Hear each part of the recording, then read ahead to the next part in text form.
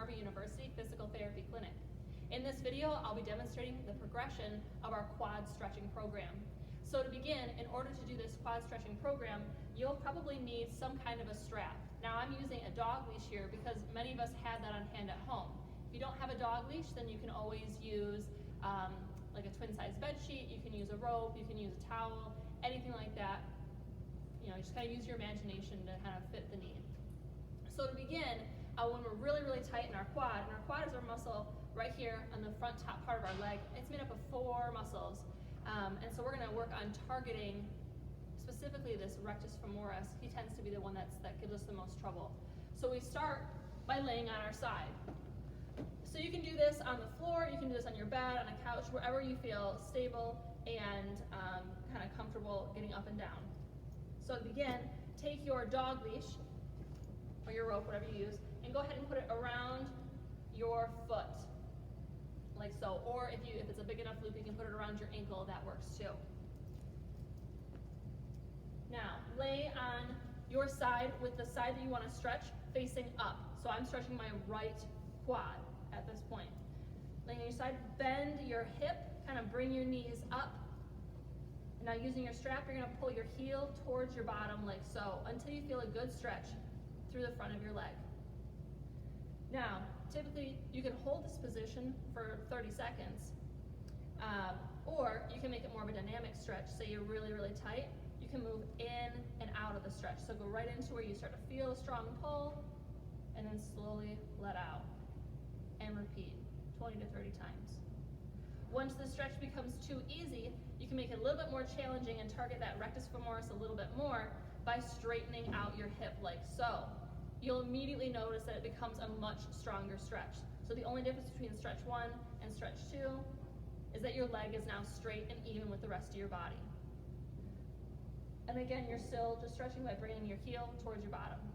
Once that becomes not as strong of a stretch and you're ready to move on, you lay on your stomach.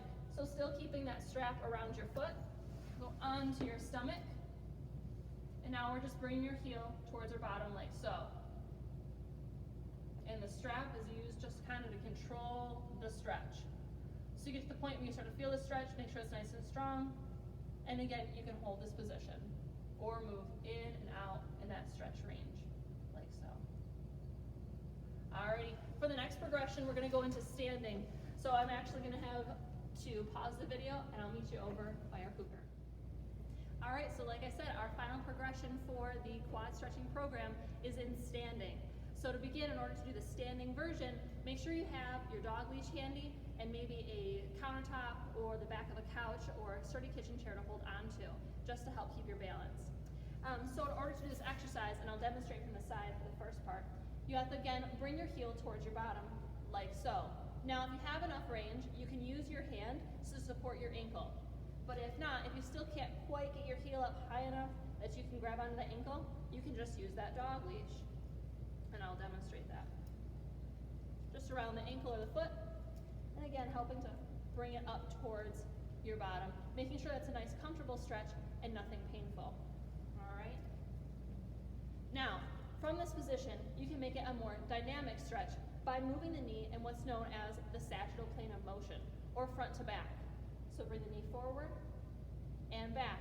Now the farther back that you bring your knee, the stronger the stretch will be. You're really targeting that rectus femoris muscle, okay?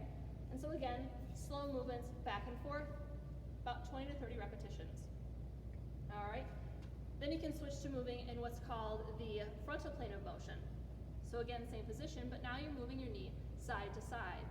So out away from your body, and then back behind your knee like so, front to back. Again, still a comfortable stretch. The third plane of motion that we want to stretch in is known as the transverse plane. And in this plane, what you're going to do is pointing your knee towards the floor. I want you to do clockwise and then counterclockwise circles, like so, with your knee, and reverse. All right, so that's the final progression of our quad stretching program.